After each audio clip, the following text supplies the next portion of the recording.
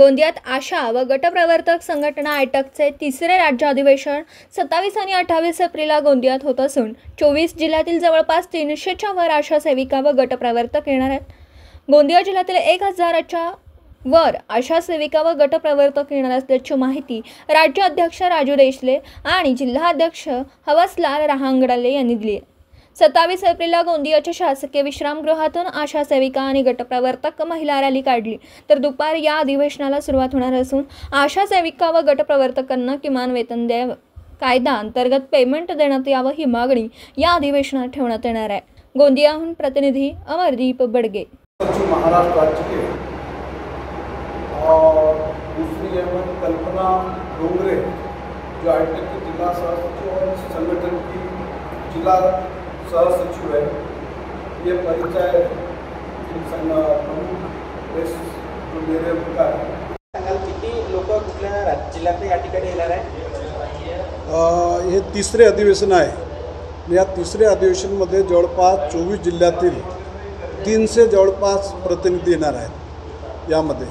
आणि पहिल्या दिवशी 27 तारखेला रेस्ट हाऊसपासून एक 10-10:30 वाजता एक भव्य अशी रॅली, त्यामध्ये अंदाज 2000 आशा गटप्रवर्तक त्या रॅलीमध्ये सामील होणार आहेत ना। अधिवेशन स्थळी येऊन मग खुल्या अधिवेशनाला सुरुवात होणार आहे ना। त्याची पूर्ण तयारी, या अधिवेशनाची पूर्ण तयारी प्रतिनिधीची राहण्याची, जेवण्याची आणि हे जे खुले अधिवेशन आहे हे सर्व तयारी झालेली आहे।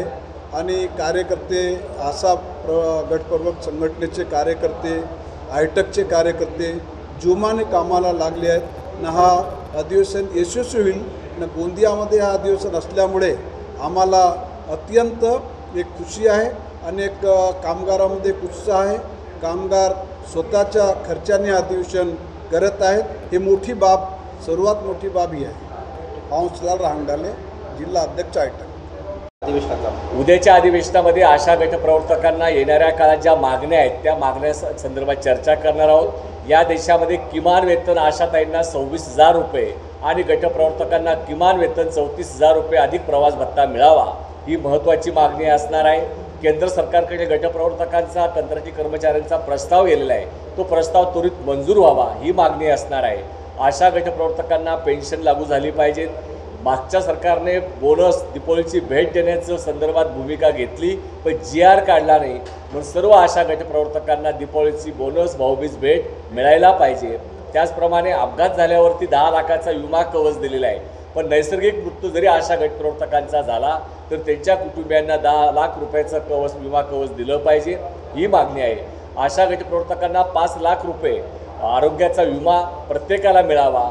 त्याचप्रमाणे अतिदुर्गम भागामध्ये काम करणाऱ्या आशा आणि गटप्रवर्तक आहेत, त्यांना प्रोत्साहनपद भत्ता राज्य सरकारी कर्मचाऱ्यांप्रमाणे अतिदुर्गम काम करणाऱ्या भागातल्या आशा गटप्रवर्तकांना लागू करावा।